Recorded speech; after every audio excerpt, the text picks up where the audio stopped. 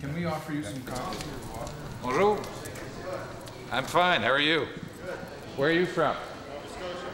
Oh, that's a great place. Where in Nova Scotia are you from? Halifax. I used to go to the Midtown Tavern. You know where it is? C'est un homme qui se révèle pas beaucoup. Il garde tout ça à l'intérieur de lui. Même les enfants, des fois, me disent « Maman, qu'est-ce qu'il pense vraiment, papa, à ce sujet-là? » Parce qu'Amélie, des fois, pose des questions, puis elle dit « J'ai pas eu de réponse. » Bien, j'ai dit « Repose-la ta question. » Tout ce qui est sur le plan affectif, émotionnel et personnel, c'est un homme très privé. Est-ce qu'il a un défaut qui pourrait lui nuire comme premier ministre? Ah, les défauts! Écoutez, c'est sûr qu'il en a. Hein? C'est un humain comme tout le monde, mais je pense qu'il a les grandes qualités d'un politicien. Il doit avoir un défaut qui peut Ce qui est de l'homme peut-être... politique, oui, c'est quelqu'un qui est très exigeant pour lui-même, ce qui veut dire qu'il est aussi très exigeant pour les gens de son entourage. Et ça peut être un défaut? Pour nous, peut-être, il y a peut-être plus de pression, et autant pour ses enfants que pour moi.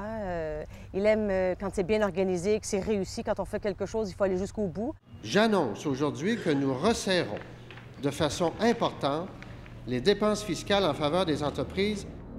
Le budget Séguin, le premier vrai test du gouvernement Charest.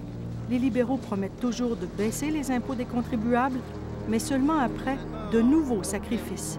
Au menu de la première année libérale, des compressions en éducation, dans l'aide aux régions et, on l'a appris depuis, des hausses de tarifs. Alors, à un moment donné, tu sais, on a une carte de crédit, puis c'est pas la banque qui y apporte, c'est le huissier. Programme, publication du programme, élection, campagne électorale.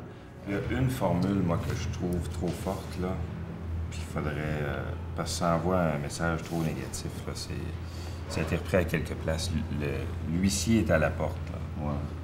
C'est comme si la nécessité... Lendemain du budget Séguin, les conseillers du premier ministre semblent plus inquiets qu'au lendemain du discours inaugural. Tout faire ça. Il ne faut pas donner l'impression que la nécessité de tout faire ça, c'est qu'on est en banqueroute. Il y a une impasse, il y a la situation budgétaire difficile, mais il faut le faire de toute façon, parce qu'on disait qu'on allait faire ça avant qu'on connaisse l'impasse. Les députés libéraux ont commencé à exprimer leur inquiétude face aux coupes dans l'aide aux entreprises et aux régions, comme l'annulation des subventions à l'aluminerie d'Alcoa à Deschambault, dans Port-Neuf. Sur la réaction d'Alcoa. Ils sont ouverts. Les autres sont ouverts à la discussion, mais nous autres, on ne donne plus à la maison au complet, là. On est encore prêts à travailler avec les entreprises. C'est pas compliqué. Le premier ministre aussi a l'air préoccupé ce matin-là. Certaines réactions inquiètent. Les villes de Québec et de Montréal, par exemple, disent que les contrats de ville sont menacés. Québec réagit à ça. Oui. Je suis allé surtout aux analyses. Puis le fil commun, c'est que tout le monde reconnaît qu'on fait exactement ce qu'on a dit qu'on allait faire. Exact.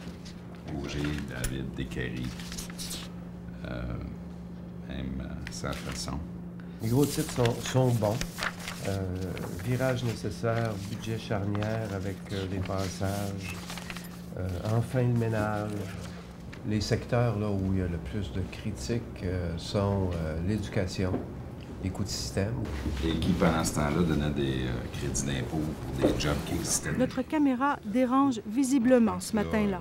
Le premier ministre nous laisse tourner la réunion matinale avec ses conseillers, moins de 5 minutes. L'autre volet, c'est les régions.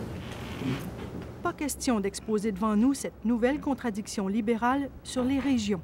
Jean Charest a fait le tour du Québec plusieurs fois en promettant de faire plus et mieux pour les régions. Or, elles sont durement touchées par le budget Séguin. Le premier ministre sait très bien qu'il va se faire bombarder là-dessus 1 heure plus tard.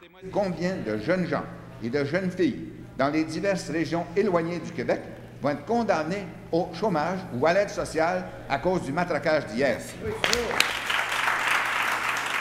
Le sort des régions, en particulier celui de Murdochville en Gaspésie, a hanté les premiers mois du gouvernement Charest. À défaut d'avoir des projets qui sont réalistes, je pense qu'il faut regarder la réalité en face et permettre aux gens de refaire leur vie, là. Mais la communauté est profondément divisée. Hein? Je veux dire, j'ai rarement vu une rencontre où il y avait autant de tensions que celle-là. La décision de fermer ou non la ville minière déchire aussi son gouvernement.